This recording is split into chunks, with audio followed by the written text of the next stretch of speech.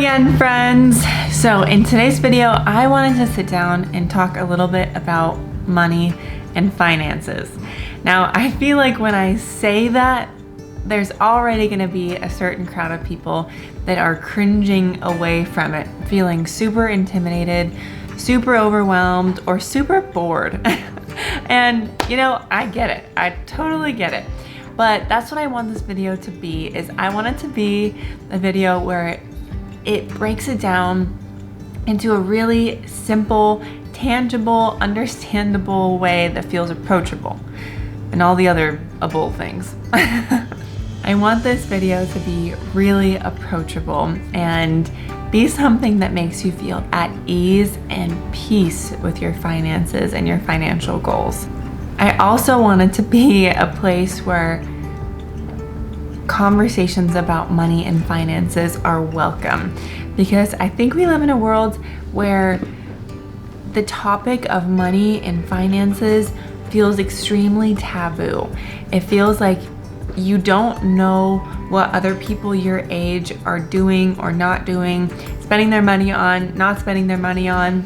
You don't know if you're behind, you don't know if you're ahead, you don't know what's normal. And I feel like we live in a world that is so covered in debt and drowning in loans and debt in general. And especially since the majority of young adults start out their life as an 18-year-old signing up for sometimes, you know, $20,000, $30,000, $40,000 or more of student loan debt. And that just doesn't set you up for success when it comes to having the motivation to understand the weight of money. Because when you start out already in the hole, you almost kind of don't want to understand it. You almost don't want to face it. It already feels like you're behind, and it almost feels like it's like pretend money. And that's not how money works. It does matter, and it really can give you the freedom to be able to chase your dreams, to spend your time the way that you want to, and live the life that you want to. I also think that that's a big reason why a lot of people are in a constant state of anxiety, because the majority of Americans are in a lot of debt, and they have a lot more debt than they have in assets or cash. And that's a scary feeling when you subconsciously know that someone or something like a bank or a person has that much control over you or your life. It's scary. It feels like you don't have control in your life, and that feeling is there for a reason. And so I want this video to be something that actually gives you a sense of ease. And these are all the things that I wish that someone would have told me as a young adult, especially 18-year-old. I wish that someone would have sat down and just told me some of these basic things just to get me started and just to get me thinking in the right direction. And if I could have started out ahead of the game, it makes it so much easier to continue the trajectory upward. And that doesn't mean that you're gonna be rich or have extreme wealth, but you at least won't be held down by debt. And that is a huge weight off your shoulders. Here are 15 ways that you can simplify your finances and make it approachable and peaceful. The first one that I would start with is I would just start with looking at your bank statement every month. When I first started to jump into the world of finance and paying my own bills and living on my own, whenever I would get my bank statement in the mail, it felt so overwhelming. I didn't even really fully understand what month I was looking at, what I actually spent my money on, where that money was going. It just felt very confusing and overwhelming. And honestly, I feel like if I were to look at my bank statement today, I would have a similar feeling. So that's why I switched over to using a app that helped me organize it. And I feel so much more able to understand my finances when I have an app that kind of breaks it down for me, which is my second tip. I would use some sort of budgeting app. I use Rocket Money. I have for the last several years. I also use Mint, and I liked that, but I just like Rocket Money the most. I like the way that it shows you specifically your subscriptions, all the things that are going out of your bank account every month. There's a little section in the app where it lists out every monthly subscription, and that has been so helpful because I think that was partially what was confusing for me when I first started doing finance stuff. Was I didn't even know where my money was going. I didn't know what I had signed up for, what I had actually canceled, or if I canceled it, did it actually get canceled or was I still being charged? So I love that feature with an app like that, where it actually just lists out, and then I can go through that list and think, okay, like what are the things that I don't need anymore? What are the things that I don't use, that I don't want, that aren't actually beneficial to my life? And there's a feature on there where you just click a button and it cancels the subscription for you. It like writes out a whole email with your name and information, and it words perfectly that you want to cancel the subscription permanently and end the service. So I've used that several times and it's worked really well. Also, one thing with that app is that it'll automatically categorize your spending. So it'll put your spending into a shopping budget or a grocery budget, a gas budget. It is really smart. There's definitely some things that I'll have to go through and kind of adjust and correct where they're categorized, but I kind of like to keep it simple. I'm not the kind of person that has like a super strict budget that is super exact down to the penny. I can have the big things like my rent. All my bills are in one category. My groceries, all the money that I'm spending on food. Eating out, I have a category for, and spending. I think I have a couple other small ones, maybe like 2 or 3, but nothing crazy. Nothing, because I know for me, if I make it too detailed and too exact, I just won't do it and it feels overwhelming. So I want to keep it as simple and straightforward as possible. My third tip is seeing financial freedom as freedom. Having control of your finances and having a budget and being able to save money and be ahead of your finances, seeing that as freedom. Because really, when you have freedom with your finances, you have freedom with your life. After a certain amount of money saved up, it's not going to bring you more happiness. It's not going to bring you more peace. It's not going to bring you more joy. Money will never do those things, but it does give you tools that help you be able to spend your time the way that you want to spend your time. Like if you have a dream or a goal or a vision or something that you've always wanted to do, you have the capability to do that when you have the right tools. And money is a tool. It is a helpful tool. My fifth tip is if you can stay out of debt. I kind of mentioned that in the beginning of the video, but if you can stay out of debt, that helps your finances so much, because the thing with debt is you're borrowing money, and so it already kind of creates this like, I'm already behind, I'm already in the hole, I have to scramble to catch up. It already kind of creates this like scrambly sort of feeling, and that is not a good feeling. Like nothing good comes from that state of mind. But also on top of that scrambly feeling, it also is accruing interest.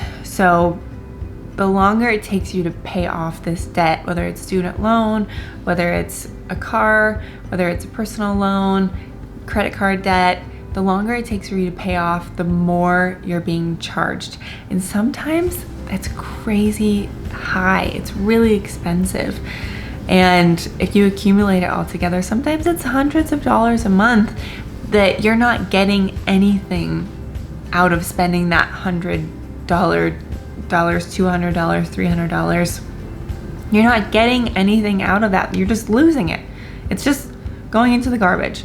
And that makes even more of a panicked feeling. And then I think people kind of shut down at that point. Like they don't want to think about it. They don't want to deal with it. And they just kind of pay the minimum or don't pay the minimum and cut it out of their mind. The thing with that though is your brain still knows, even if you're blocking it out, in the back of your mind, that's still going to create this sense of anxiety and panic and scarcity. So if you can stay out of debt, if you can pay your way through school, if you can get scholarships, if you can have family members help you if you're in that position, it makes the world of a difference to be able to stay out of student loan debt. Also, I feel like so many people end up getting into these big auto loans, and auto loans are just so tricky, especially right now. The interest rate is just not great, and so many people have the mindset of, if I can pay the monthly payment, then I can afford it. And that's just not the truth. So much of that money that's going to your payment on that car isn't actually going towards that car, it's going towards the interest. And so again, you're just throwing that money away, which feels like very frustrating. And I think a lot of people don't even know that it's going towards the interest and not the car. My sixth tip is to, instead of have interest working against you, figure out how to have interest working for you. What I mean by this is there's obviously Roth, 401k, IRA, like sort of investment accounts, and those can be kind of intimidating. I will say there's so many people that are so knowledgeable and so helpful, and I would ask around to see if anyone knows of good financial advisors that can help you and help teach you how to understand investing, because that's where you're going to get the most bang for your buck. But before going in that direction, maybe I would start with something simple like a high yield savings account. I wish that someone would have told me about the power of a high yield savings account when I was 18, because I would have been able to save and earn thousands more dollars. And because I just started doing a high yield savings account recently, I've still gained money from that. But if I would have been doing that for the last 10 years, that would have been thousands of dollars that would have been in my pocket for me not to do anything. To me, that's my favorite way of saving money and earning money, is to not have to do anything. I would love that. So I would look into a high yield savings account. What a high yield savings account is you put your money into this savings account and it grows interest. You can pull it out when you want. Granted, some high yield savings accounts or CDs, you can't always pull out that money that day. Sometimes you have to wait a day, or sometimes in some cases you might have to pay like a $100 fee or something like that. But I have an account that is a CD, and I also have an account that is a high yield savings account. And honestly, I prefer the high yield savings account because the one that I use is Ally. I also recommend SoFi is a really good one. But I use Ally and it gets a 4% interest. And it gets 4% interest for it to just sit in that savings account. And there's no fee that I have to pay if I want to take that money out or put more money in. I don't have to worry about any of that. I have 6 transactions that I can do throughout the month, And so it's not meant to be like a checking account. It's not meant to be something that you take money in and out of on the daily. This is like a savings account that occasionally you pull money out or occasionally you put more money in. So in the last year of my money being in a savings account that's a high yield savings account at 4%, my savings has sat there and I haven't done anything. I haven't touched it. I haven't, done anything to physically earn more money. But the money with the interest added over $2,000. I think it was $2,400 just to sit there in that account. And that's the power of a high yield savings account. Granted, this is my life savings, and so it's a good chunk of money, but it's still giving me at least like $200, usually between $200 and $250 every single month. And to me, that is so huge. That's like almost half my rent. That's crazy. So I wish that I would have known the power of that sooner, because not only would it have accrued more money, but also I think it would have helped change my mindset into having this mindset of, okay, like instead of having debt that I'm losing interest and burning money, I could actually have that same amount of money in a different account and have it be gaining money and earning money for me and me not do anything. It just gave me this mindset of, okay, less debt and more savings. And it gave me this tangible, physical reward of, okay, like if I don't have debt, then I actually, instead of losing money, I'm actually gaining money. And that has helped my mindset so much. The next tip is have as low of rent as possible. I think around 25% of your monthly income is perfect for your rent. If it's any more than 25%, sometimes, 1/3 of your monthly income can work too. But if you can have your rent be 25% of your monthly income, so like 25% of your paycheck monthly, it makes it so much more doable. And if you have that margin of this is what's going out in a big chunk, like your rent or your car payment or your student loans, whatever, all the big things, if you can have a margin between all of that going out and what you have coming in, even if you're not having a lot coming in, like I have never had a high paying job. I definitely have on the lower side of income. And I've always kind of had that. And it's worked for me though, because I have low rent, because I've either always had roommates or I have a small place that gives me rent that I can afford that fits inside that 25% of my income. The next tip is understand yourself, understand your heart, understand your mind. So much of spending is psychological. It is so much to do with your impulses and how you see yourself, how you see the people in your life, how you see your life. So much of it is psychological. And so if you take the time to study your habits and study, okay, like I'm wanting to impulse buy this, I'm wanting to DoorDash, or I'm wanting to spend my money on this, what is actually behind that feeling? Why do I feel like I need this? Do I feel like if I don't have the right clothes or the right things or the right house, that the people in my life won't love me, or they won't accept me, or they won't think that I'm good enough? That's a lie. And if that's the truth, then I need to get new friends.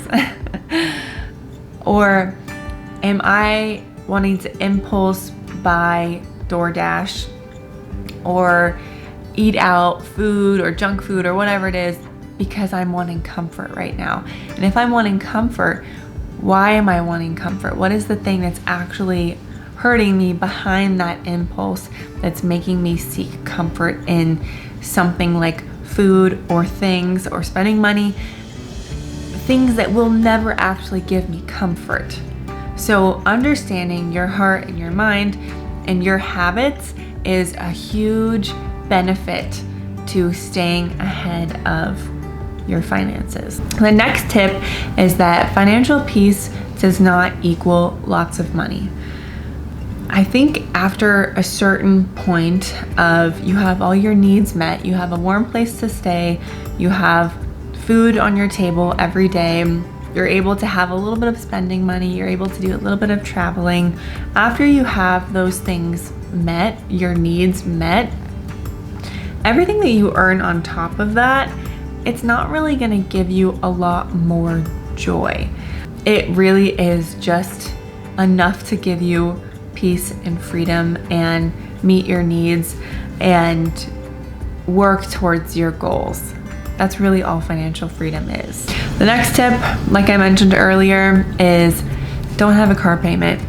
If you can get away with not having a car payment, it makes such a huge difference in your life.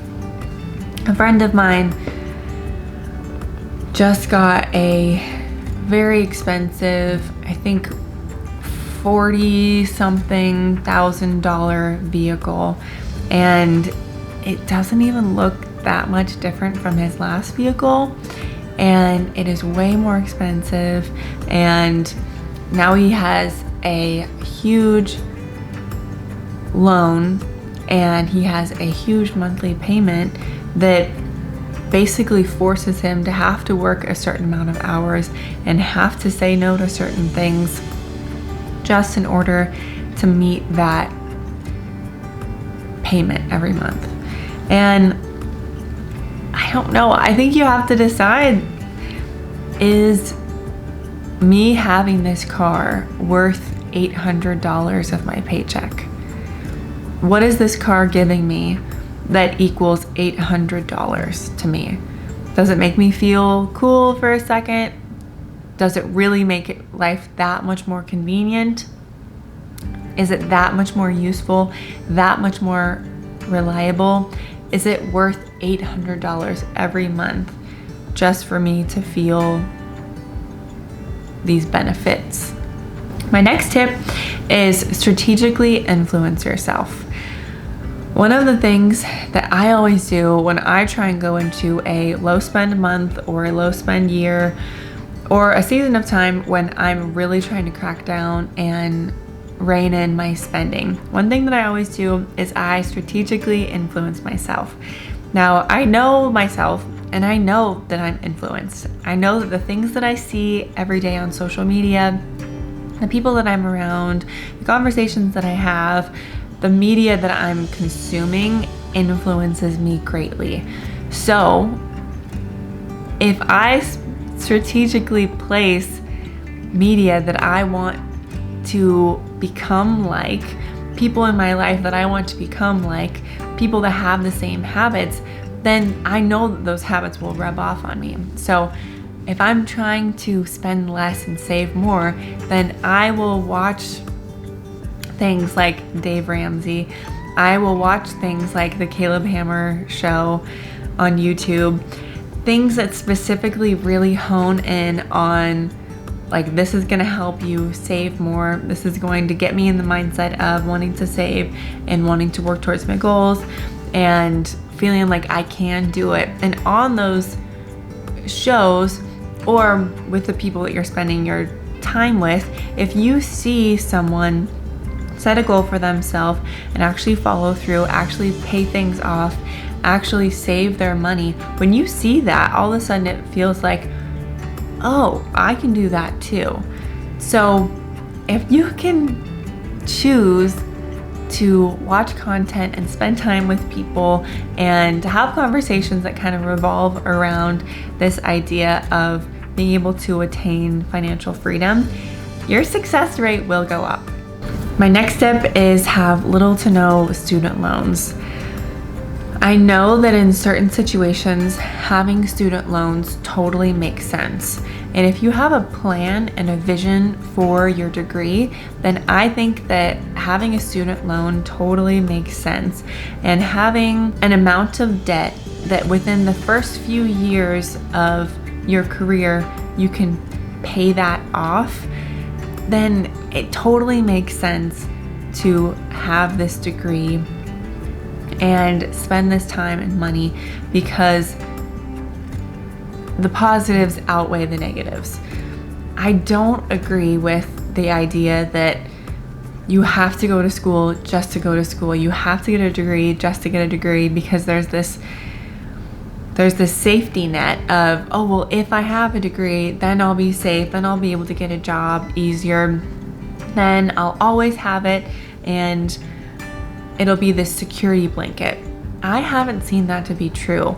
With the people in my life, my friends, so many people that I know have gone to school, and either A, they decided that they don't want to go to school for what they went to school for, and they don't want to actually continue in that field and be a nurse when they had gone to nursing school, or B, they have this big loan for a degree that doesn't actually apply to anything, that they can't actually find a specific career in that field that will actually pay enough to have the loan make sense.